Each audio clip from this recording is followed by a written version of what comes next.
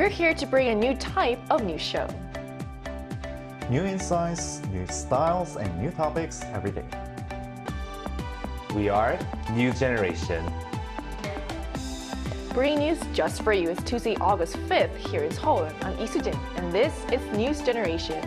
Joining us today is Im Sang-yeong. Happy Tuesday, everyone. Happy Tuesday, and Julian Kim is also with us. Thank you for having me today. Both are here to speak on behalf of people in their 20s and 30s. So it's Tuesday, which means we're going to begin with our keyword news, where we look at a story that has been gaining traction over the past 24 hours. And today's keyword is consumption coupons. It's been around 2 weeks since the South Korean government began distributing the first round of its livelihood recovery's consumption coupons.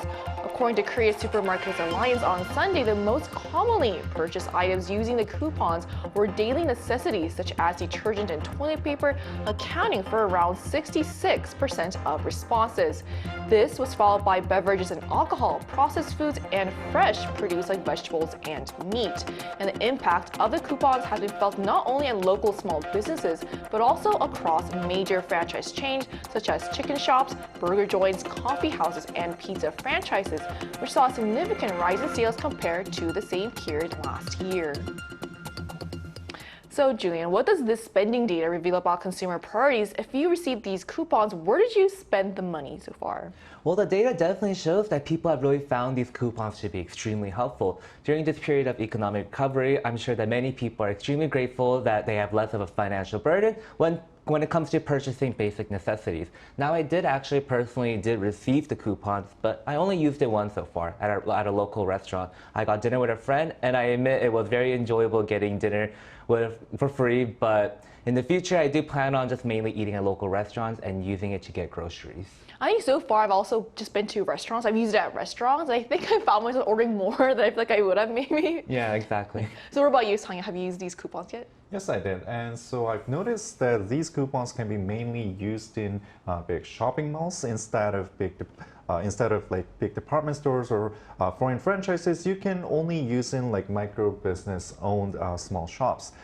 So I use most of my coupons at a traditional market, which is located in my neighborhood.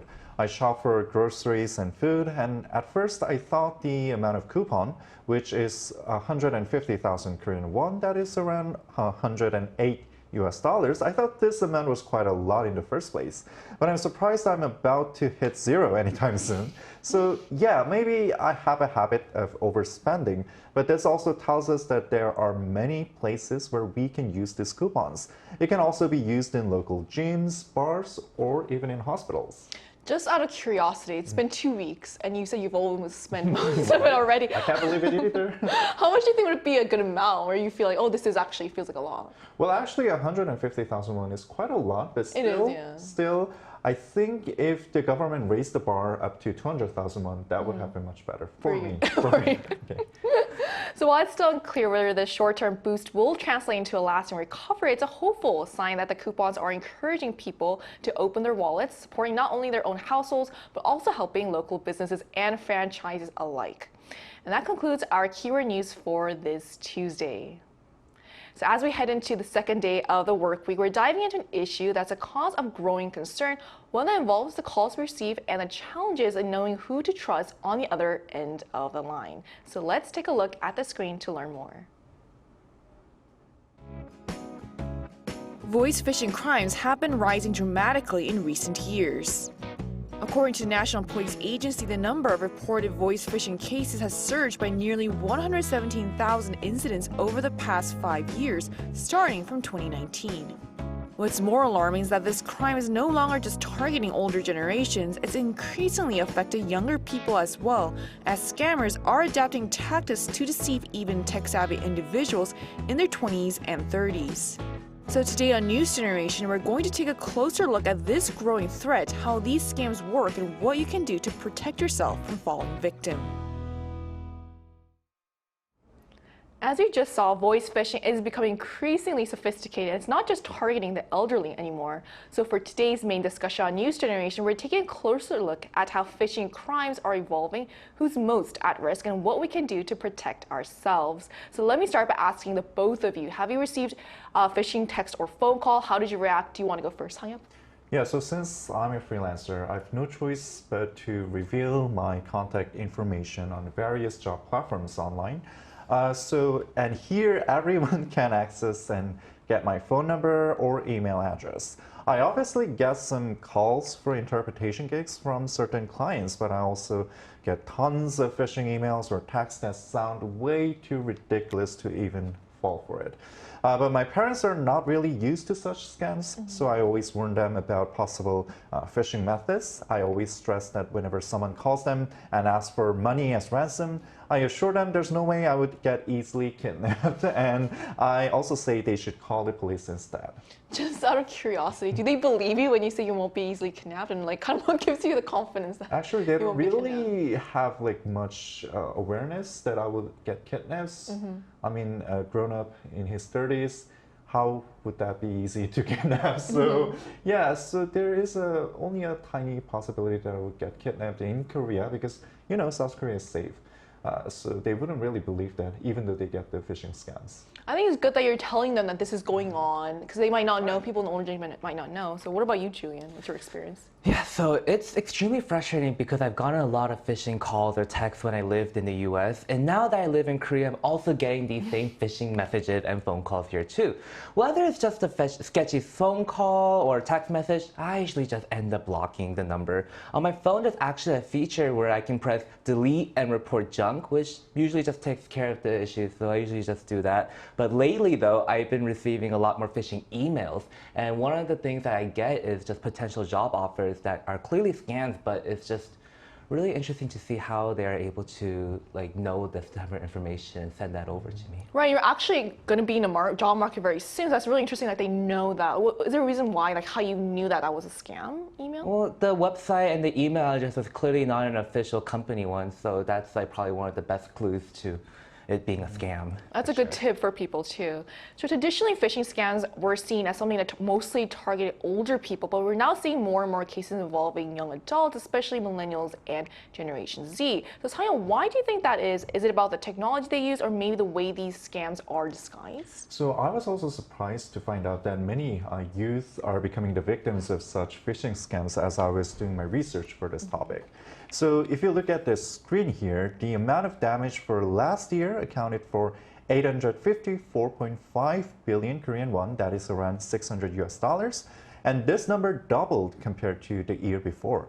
Now, if this damage continues, we will likely reach a total loss of 750 US dollars by the end of this year. And as of 2023, 47% of the victims were at 20 or below, taking up the biggest proportion among the whole age group. And because there's a massive unemployment crisis nowadays, just like Julian mentioned, scammers attract and entice victims by suggesting high-wage part-time jobs or promising investments, exploiting desperate feelings of young people.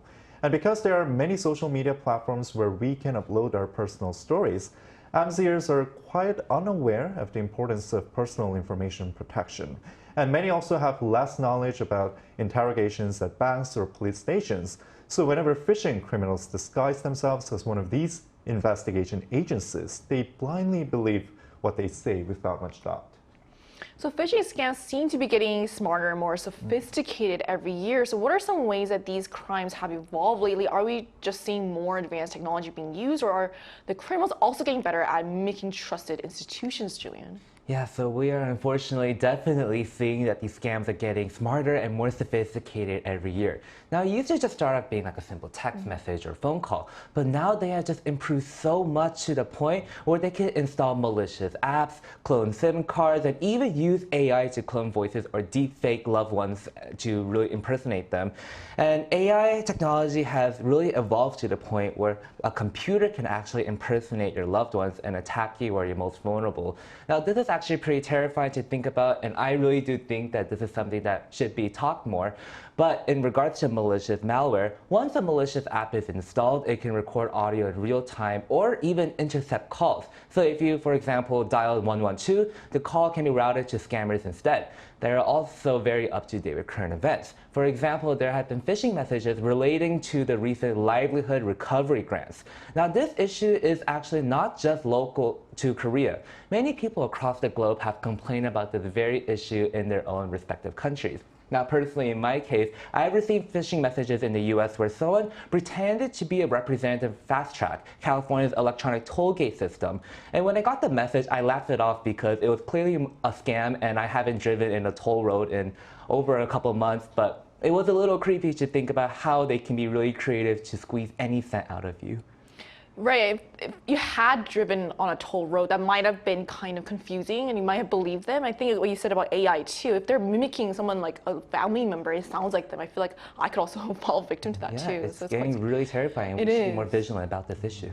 So are there any specific trends or characteristics in phishing scams happening these days, Sang-yeon? Yes, so the interesting part is that the recent phishing scams, if you look at them, the total quantity, the total quantity of cases is going down. However, if you look at the quality or the amount of damage, it is piling up. So in other words, once the criminals get hold of one victim, things spiral down into a massive scale of influencing other people as well. So if a victim's personal information or bank account fall into the hand of phishing criminals, they use them to fraud others, creating a chain of damages, making the first victim an offender, and this pattern goes on and on continuously. And that's why it's such a serious issue, and I'm glad we're talking about this today.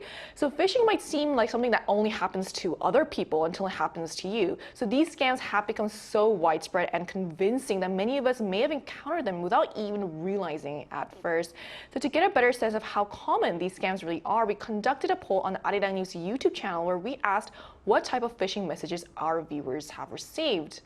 So the most common type of phishing attempt reported was high-paying part-time job offers, accounting for 46% of the responses. This was followed by impersonation of a family member or organization, which made up 28%. Romance scams were reported by 12% of participants, while the remaining 14% fell into the other category.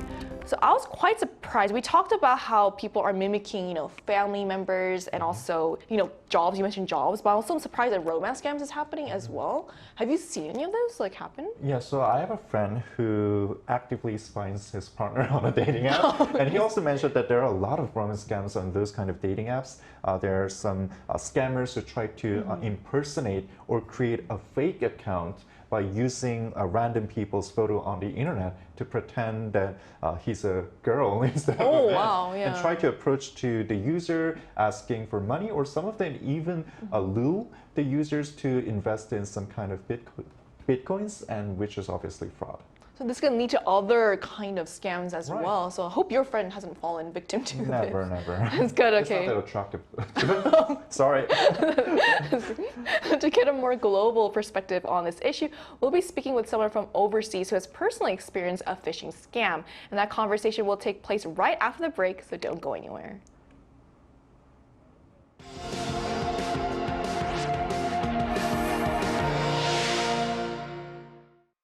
NewsGen wants to hear from you. Go to YouTube and search our channel Arirang News. Click Community and leave a comment down below. Make a new type of news with us. Joining us today is Uyen, who's from Vietnam and is currently studying here in Seoul. Hi, Uyen. Thank you so much for connecting with us today. Yes, hello. Good morning. Good morning. So have you ever received a phishing call yourself? What did the person on the other end say, and how did you respond? Well, actually, I experienced both a phishing call and message in my hometown. So as far as I know, the calls for the call was an alternate voice claiming to be from a bank. It says something like, congratulations, you are eligible for opening a credit card from our bank. Press 1 to continue, and press 0 to speak with a representative, something like that. So the voice sounds very robotic, at that time. So the funny thing also is that I had already opened a credit card with that bank before, so I knew it didn't make sense when they called me like that. So I immediately hung up and blocked the number right away. And as for the phishing message, I once got a text saying that I had violated traffic laws and need to click to a link to check the detail for that. At first, I kind of confused, but when I looked closely at the link, it looked suspicious. Like, the link wasn't from an official website. So yeah, I didn't click it and end up reporting the message. So from my experience, I think both were clearly phishing attempts, but just in different forms, like one to a call and the other to a text. Okay, then what kinds of phishing scams are most common in Vietnam right now? And are there like any methods or tricks that seem to come up again and again? Well, as I know, one common phishing scam in Vietnam right now involves scammers impersonating government agencies. Like they contact people and claim that their personal information need to be updated according to the official regulation. So then they ask the victims to either provide their personal details, click on the fake link, or download app that secretly contain the malware. Yeah, so once installed, the malware can steal bank information or take control of the victim's phone. And in some cases, the scammer even video call while wearing the police or uniform to be more convincing and harder to detect. And I think that they often create a sense of urgency to pressure the victims, like by threatening that if they don't follow the instruction, their mobile service might be cut off or their bank account frozen, or even the police will come to their house to work with them. So yeah, these tricks are still effective because especially on people who panic or are not aware well that they are being scammed. So to wrap it up, why do you think people in their 20s and 30s are becoming really much more common targets for these scams? And is there something about their lifestyle, habits, or how they use their technology? I think the main reason is that people in their 20s and 30s are very active online. Like they shop, they bank, and communicate through their phone all the time. So that makes them easy targets for scammer by creating scams that look like real apps, emails, or message. And also many young people are tend to be busy or distracted, so they might not double check carefully when something seems urgent. And I think another reason is that some are kind of overconfident, like even though they live in the digital age and often hear about scam warning, they assume it would never happen to them like that. So they are not mentally prepared well. That make it easier for scammer to manipulate their emotion and pressure them into acting without thinking carefully. And so for that, I think actually anyone can fall for a scam. Like it's important to stay informed and never let our guard down. Thank you so much for sharing your insight today. I hope you don't receive any phishing calls in Korea. Yes. Yeah, thank you. So we just heard from someone who experienced a phishing attempt firsthand, who shared her experience about what the scammer said and the kinds of phishing methods that are common in her country. She also gave us her thoughts on why so many people in their 20s and 30s are being targeted more frequently these days. So let's now talk about how we're responding to this issue. What kinds of efforts are being made both by authorities and companies to fight back against these phishing crimes? Yeah, so obviously the South Korean government and also private entities are fighting off these scam attempts from other countries or from anonymous people. So in April, South Korea established its first dedicated task force for apprehending the overseas mastermind of voice phishing operations in Daegu.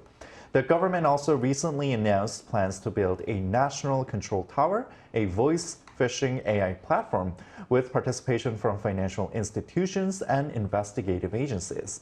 This platform aims to enable one-stop responses, such as blocking phone numbers or bank accounts through close cooperation with relevant organizations. To further encourage internal whistleblowing, the reward for reporting such organized crime has been increased from 100 million to 500 million won, which is around $350. Telecom companies are also held responsible for preventing victims from being connected to perpetrators. And accordingly, they plan to invest heavily in privacy protection and utilize AI technologies to combat voice phishing, such as instant alerts for malicious app infection and detection of AI-generated spoof voices. And I can see this trend really happening because with companies, when I was at the Mobile World Congress in March, which took place in Barcelona, there were a lot of telecom companies, and a lot of their technology is focused on finding these AI-generated voices and finding. I think what they did was they detected like patterns to find that it was not a real person. So that's pretty interesting too. So and finally, what should people keep in mind to avoid becoming a phishing crime victim, Julian? What are the red flags that we should all be watching out for? Yeah, so unfortunately, voice phishing methods will only continue to evolve, and we are already seeing just how rapidly the technology is evolving to the point where now anyone can fall victim to these scams. No matter who asks, never hand over your bank account, card password, or any other access medium. We have to remain very vigilant and wary. Now, young people especially shouldn't also overestimate their digital skills. Phishing scams no longer affect only the vulnerable. Even young people are falling victim to these scams too. Now, I would say sharing too much personal information on social media is also extremely risky, so it is important to be protective of your own information. Now, scammers can use your own personal information and target you, and so it's really important just to be very protective of that data and be wary about what you put out there. But in the case that you've been caught in a scam, it is important to report it immediately and take legal action without hesitation. Catching its perpetrators is crucial to taking action to lowering the number of scams in our society. Right, I think you give a really important reminder. Just because you're comfortable online doesn't mean you're immune to these scams. Exactly. Right. So phishing scams are constantly evolving, and as we've heard today, anyone, regardless of age or background, can be a target. These schemes are designed to catch you off guard, often when you least expect it, and that's why staying alert, double-checking unexpected messages or calls, and knowing the warning signs can make a real difference. And whether you're in your 20s or your 60s, the best defense is awareness and taking that extra moment to pause before you act. We're conducting a program survey that includes news generation until August 17th to better meet our viewers' expectations. So please visit us at www.arirang.com or on the Arirang TV mobile app to share your valuable feedback. And by participating, you'll also have a chance to win Bluetooth earbuds and exclusive K-pop merchandise. And this brings us to the end of today's episode of News Generation. But News Gen will be back tomorrow at 10:30 a.m. Korea time. Big thanks to Tanya. My pleasure. For coming in, and also Julian. Thank you for having me today. Coming in, and thank you for watching. And we hope you have the best day. We are News Generation.